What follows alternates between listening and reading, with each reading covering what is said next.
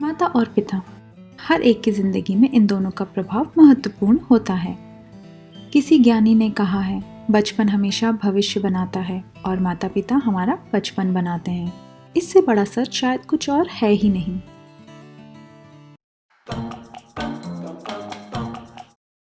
विवेकानंद एक विश्व प्रसिद्ध वक्ता और साधु हैं। इन्हें प्यार से लोग पेट्रियाटिक सेंट यानी कि देशभक्त संत भी कहते हैं, जिन्होंने भारत का नाम विश्व भर में रोशन किया। तो इनके बचपन की कुछ कहानियां देखते हैं, जिसके बदौलत नरेंद्र बने विवेकानंद।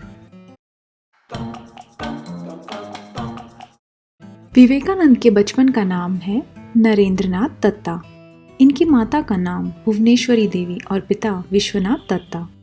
विश्वनाथ कलकत्ता हाई कोर्ट में लॉयर थे और ये कभी अपने बच्चों को न मारते थे न डांटते थे।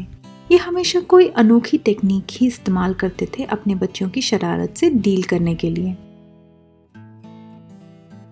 एक बार नरेंद्र को किसी बात पे अपनी माँ पे बहुत गुस्सा आया और वो बहस करने लगे।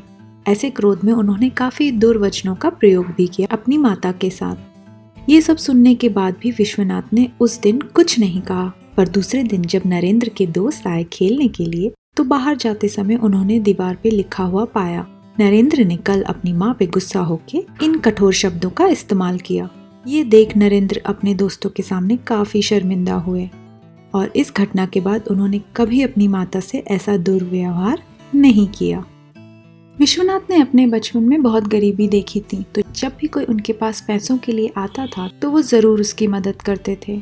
ये सब देख के नरेंद्र ने एक दिन पूछा कि आप अगर ऐसे ही सबको पैसे बांटते रहेंगे तो मुझे देने के लिए तो कुछ भी नहीं बचेगा। विश्वनाथ नरेंद्र को अपने कमरे में लेकर गए और उसे शीशे के सामने खड़ा किया और कहा, मैंने तुम्हें ये दिया है, मजबूत शरीर और दिमाग, तुम्हें और किसी चीज की जरूरत नहीं है। विश्वनाथ ऐसे ही अपने सारे बच्चों के अंदर शिक्षा और अलग विचारधारा के बीच बोते थे।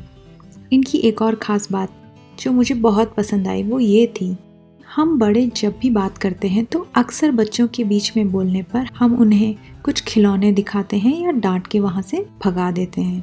विश्वनाथ जिनको मिलने के लिए बहुत लोग आते थे क्योंकि वो हाई कोर्ट के वकील थे, ऐसे समय में वो नरेंद्र को अपने साथ बैठने देते थे और जब नरेंद्र अपनी कुछ राय बताता था तो उसे बच्चों की तरह नहीं बल्कि बड़े आदमी की तरह तर्क वितर्क करते थे, नरेंद्र को उस बात के फायदे और नुकसान समझाते हुए।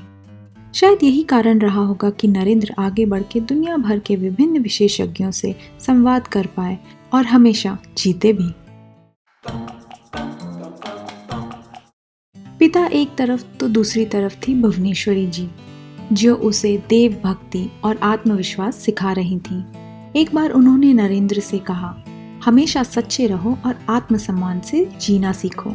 इसके साथ दूसरों के आत्मसम्मान का भी ध्यान रखना है। हमेशा अपना स्वभाव सरल और सौम्य रखो, लेकिन जरूरत पड़ने पर सख्त होने से भी ना झिझकना।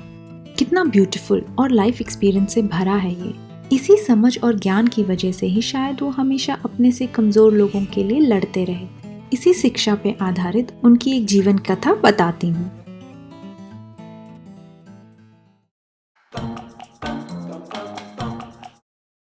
एक बार वो अबू रोड से ट्रेन में जा रहे थे। उनके साथ उनका एक दोस्त भी सफर कर रहा था और ये सब फर्स्ट क्लास बोगी में था। जब टीटी, जो एक अंग्रेज था, वहां आया तो उसने उस दोस्त को उस बोगी से सफर करने के लिए मना कर दिया और उतरने के लिए कहा। जब वो पूछने लगा तो टीटी ने उसे कुछ रेलवे के रूल्स बता दिए, पर विवेकानंद के दोस्त भी एक रेलवे कर्मचारी थे और उन्होंने कहा कि ऐसा कोई रूल नहीं है। जब एक भारतीय उससे सवाल करने लगा तो उस अंग्रेज को बहुत गुस्सा आया और वो वाद विवाद बढ़ने लगा। ये देखकर विवेकानंद ने अपने दोस्त की मदद करी। तो टीटी ने कहा, तुम क्यों हमारे बीच आ रहे हो? विवेकानंद ने बोला, एक फर्स्ट क्लास पैसेंजर को तुम करके कैसे संबोधित कर रहे हैं आप? पहले आप करके बात करिए। ये सुन के उस टीटी ने कहा कि क्षमा कीजिए, मुझे हिंदी सही से नहीं आती, और फिर अंग्रेजी में बोलने लगा, बट दिस मैन। तो विवेकानंद ने उसे रोका और कहा, आपने कहा कि हिंदी नहीं आती, लगता है आपको अंग्रेजी भी नहीं आती है। दिस मैन नहीं, दिस जेंटलमैन करके संबोधित करिए। और टीटी शर्मिंदा होकर वहां से निकल गया। ऐसी कई कहानियां हैं जहां वो अपने से कमज़ोर लोगों के लिए खड़े हुए हैं। ये वो बातें हैं जो उन्होंने अपने बचपन में अपने माता पिता से सीखी थी। Thanks for watching and keep learning, क्योंकि हम बेहतर तो कल बेहतर।